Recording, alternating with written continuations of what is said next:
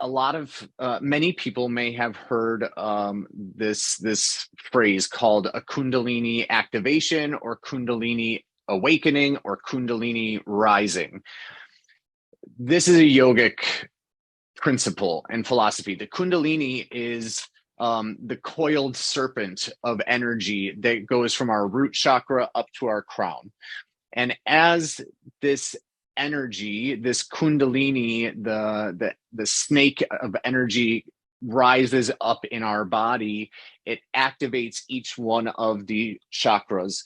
And when your Kundalini rises all the way to the crown, it has activated each one of those main chakra centers in your body. And when you do that, you become a complete unit. That is your light body activation. It is, you have taken the primal essence of who you are, which is light, and you have generated it and mastered it and nourished it and taken all of the steps that you need to take in order to facilitate the movement of that energy up from the most primal elements of you, because our root chakra, our sacral chakra, those are primal energy centers that govern our primal motives and desires. And if you can facilitate the movement of your own energy up into the higher chakras, once you surpass the heart is the chakra that is separating primal from higher level consciousness. And the heart is kind of the bridge. The heart chakra is the bridge between the 3D reality and the 5D reality. It separates us from basic to advanced. And so when you start activating your throat chakra, your third eye chakra, your crown chakra, that's when you really start to level yourself up. So a Kundalini awakening or activation, there are many who will say, you must be very careful with this. You must be prepared. You must be, and I 100% agree with that, because it's just not possible for us to jump from low level up to high.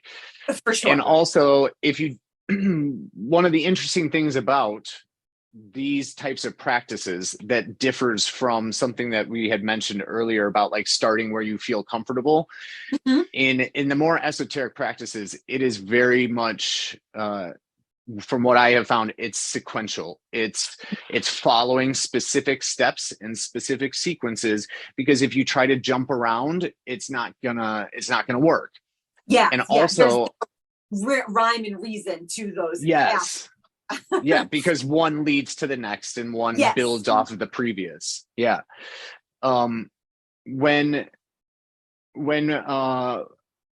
once we start a process of perhaps activating our light body, let's just say that, because there's all these different methods of activating your body of light, which is, again, just to refresh, it simply means that you have activated each one of your core energy centers, and you have embodied its concepts and its messages and its energies into your daily life, and it's now part of you. And when you master all of those, you kind of become this whole complete being that we say now you've activated your body of light. You have connected with, some will say, like the Christ consciousness grid of light. Yep. There's all these different ways that we can say it, but simple is, it's the activation of your light body. And when you do that, you're operating at a much higher frequency. Yes, I love the way you described it. That's very, very, very helpful.